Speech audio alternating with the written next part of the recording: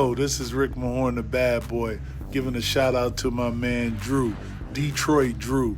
Make sure you tune in on his YouTube channel, Detroit Drew. Bad boy.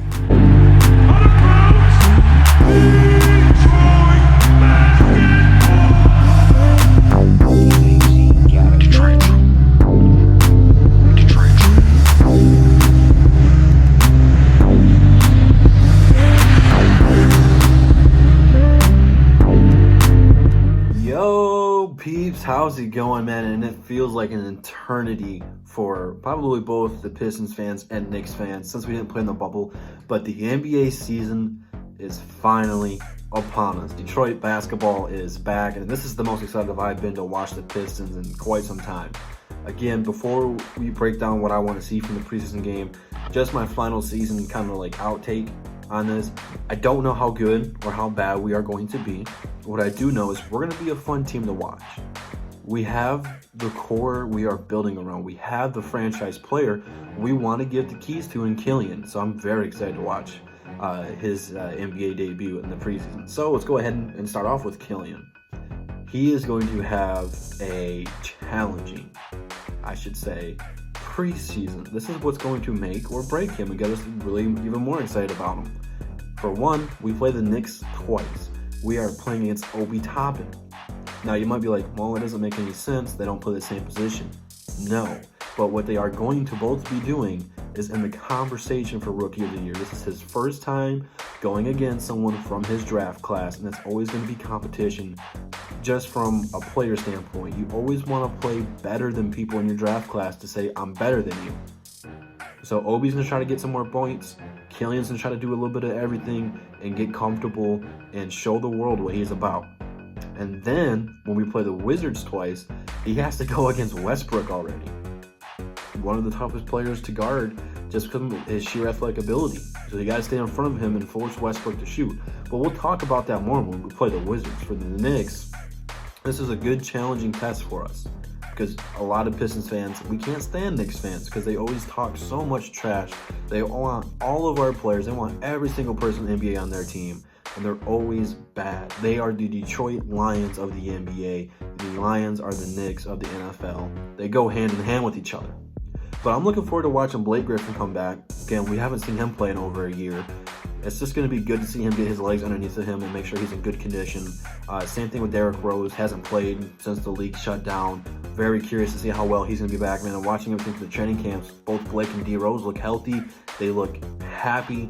They look hungry to silence those doubters that are out there and look really ready to ball. So I'm going to be watching that. But then the other point is you want to watch all the new faces like Grant. You want to watch all the rookies play well. So Sadiq Bey, Isaiah Stewart, I almost said Thomas, don't know why. And then Saban Lee and Killian. You want to see how all four of those guys play. And I know a lot of you Pistons fans and ball fans want to see Jello out there.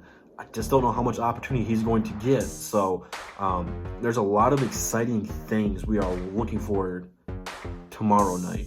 And there's a lot of what-if factors of players who we're high on, players that we have to see how well they are proven. So it's exciting. Plus, seeing Sekou come back, I want to watch him and Killian work together and see what the French Connection is all about and their new chapter of their careers. We've seen what they did over in the French League together, but now they're on the NBA together. It's a whole different league. So it's always positive to have two players that have been playing together and know each other already, who are still kind of new to the league. Sekou's been here last year, but didn't really play a whole lot. He only had a handful of games, pretty much right before the Drummond trade and a little bit after, where he was starting and getting actual rotational minutes. So Killian has not played yet. So they're still pretty new. So I'm looking forward to watching those two guys grow together and develop and get better together. But then, like I said, Saban Lee, he soaks the game up like a sponge. Already been working out with Blake Griffin after he got drafted, asking Blake all the right questions of what he needs to do, why he didn't do it this way, or just seeing how he sees the game and asking the right questions. But I'm really got my eye on Stewart.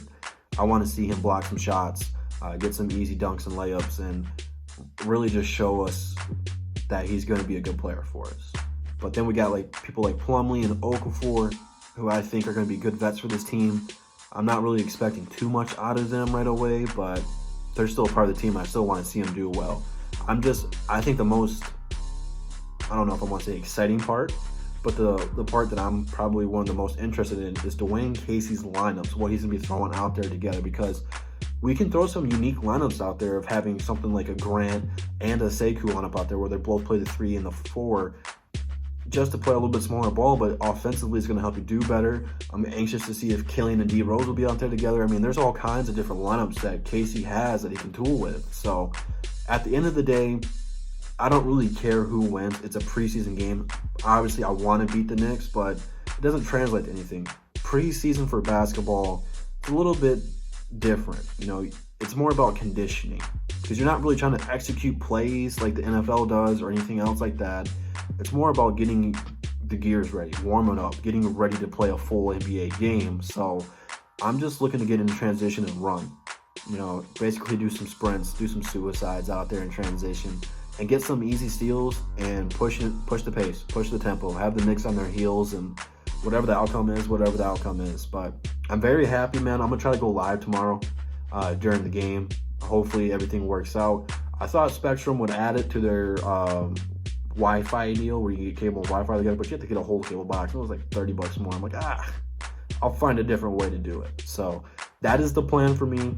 Hopefully I can get this thing set up right and I'll be able to go live during the game. So that way you won't be able to see the game, but you'll be able to get my live reactions and I'll be able to talk about it a little bit better. So stay tuned for all that tomorrow. Above the Rim is going to be on my channel this Saturday. We are doing a DSA fantasy basketball draft. It's a little bit different. It's actually a league, so like fantasy basketball or fantasy football. That is what we are doing. So make sure you guys come back this Saturday for all that. Until then, I will see you guys tomorrow. And that's the bottom line because Detroit Drew said so. Peace.